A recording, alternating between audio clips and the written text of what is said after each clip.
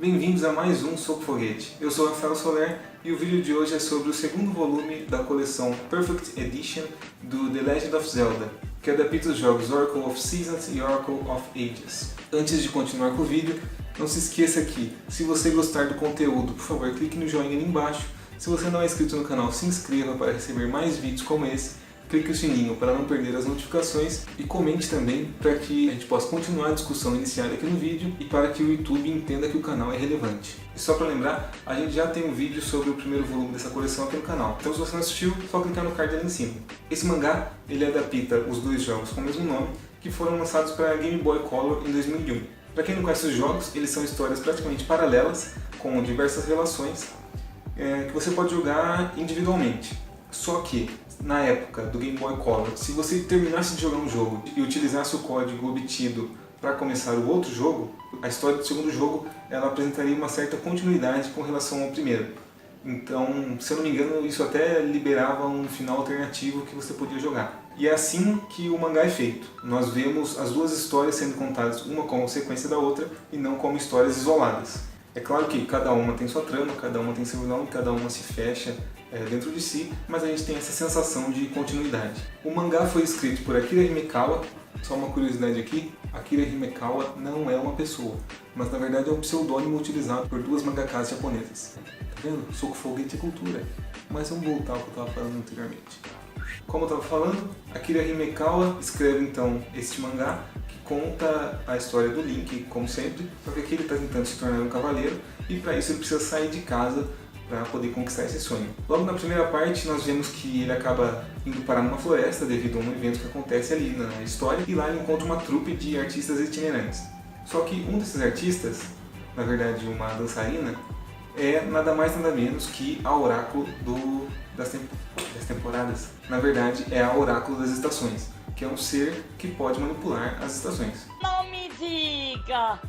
Só que a Oráculo ela é sequestrada e o Link tem então de lidar com a situação. Na segunda parte a gente continua acompanhando o Link, como tinha dito, com essa sensação de continuidade entre uma parte e outra, e dessa vez ele precisa lidar com a Oráculo das Eras. Só que o interessante aqui é que a Oráculo das Eras ela está possuída por uma entidade ali maligna da história, então ela acaba se tornando a vilã da trama.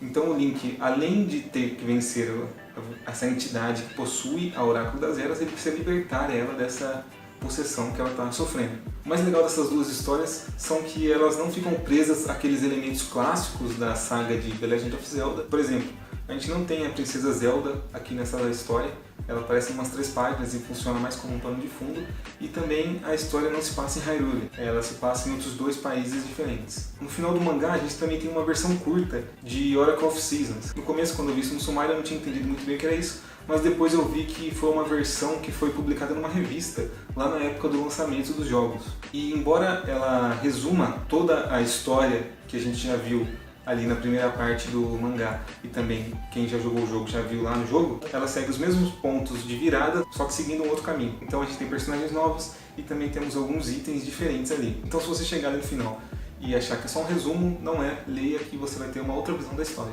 As duas histórias que compõem o mangá e esse extra, que é essa história curtinha, são bem divertidas, principalmente para quem é fã dos videogames. Mas para quem procura tramas mais complexas ou mais adultas, talvez esse mangá não seja o mais indicado. Vamos falar um pouquinho sobre a edição que a Panini lançou. Ela segue o mesmo padrão de qualidade da edição anterior, tendo a capa cartonada com o título e o nome aqui embaixo laminado. A gente também tem a orelha, com essa parte laminada aqui dentro com o símbolo da Triforce. Na parte traseira nós também temos o laminado e a ilustração aqui, assim como na edição anterior. O miolo é feito em offset 90, se eu não me engano, e a gente conta com as primeiras páginas coloridas aqui no começo. São 18 páginas com coloração, que combina bem com a pegada do mangá, que é uma história um pouco mais leve, um pouco mais infantil. E como na edição anterior, a gente também ganha um marcador de páginas. Satanás! E como na edição anterior, a gente também ganhou esse marcador de páginas, que tem um lado a Triforce e do outro lado um desenho aqui do jogo, do mangá no caso. Esse segundo volume tem 24 páginas a mais do que o volume anterior, mas o preço de capa foi mantido. Diferente do que aconteceu com algumas séries da Panini, que de uma edição para outra tiveram um certo reajuste de preço.